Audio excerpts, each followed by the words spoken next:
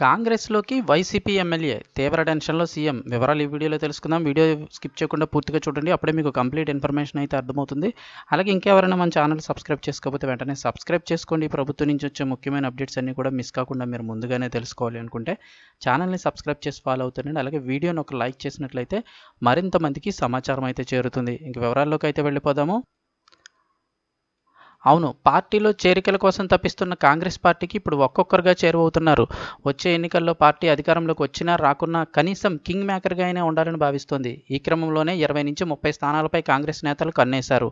ఈ సీట్లు సాధించడం ద్వారా వచ్చే ఎన్నికల్లో ఏర్పడబోయే ప్రభుత్వానికి తాము దన్నుగా ఉండాలని నిర్ణయించారు. దీన్ని సక్సెస్ చేసుకునే క్రమంలోనే పార్టీలోకి వలసలను ప్రోత్సహిస్తున్నారు.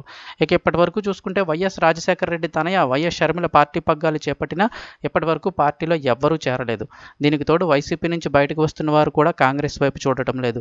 దీంతో పార్టీలో చేరే వారిని ప్రోత్సహించడం అలాగే పెంచుకోవడం వంటివి నాయకులకు ఇబ్బందిగా మారింది.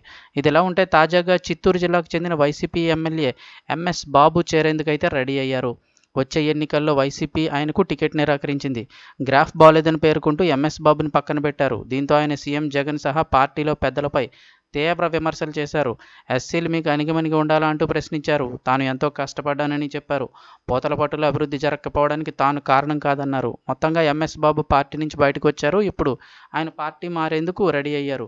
ప్రస్తుతం బాబు చూపు కాంగ్రెస్ వైపు ఉన్నట్లుగా తెలుస్తోంది. ఆయన తాజాగా కర్ణాటక మంత్రి శివకుమార్ ఆపరేషన్ అండ్ స్పెషల్ డ్యూటీని కలిసి తన మనసులో మాటను చెప్పారు.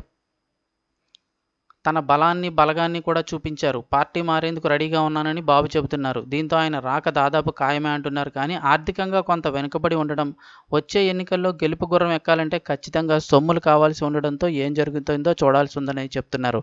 ఇక షర్మిల కూడా ఇతర పార్టీల నుంచి ఎవరు వచ్చినా కాంగ్రెస్ కండువాలు కప్పేందుకు రెడీగా ఉన్నారు. ఈ క్రమంలో వైసీపీతో పాటు ఇతర పార్టీల నుంచి కూడా వదిలించుకుంటున్న వీక్ లీడర్లు వచ్చినా కూడా ఆమె బ్రహ్మాండంగా సాదర స్వాగతం అయితే పలకనున్నారని అయితే చెప్తూ ఉన్నారు.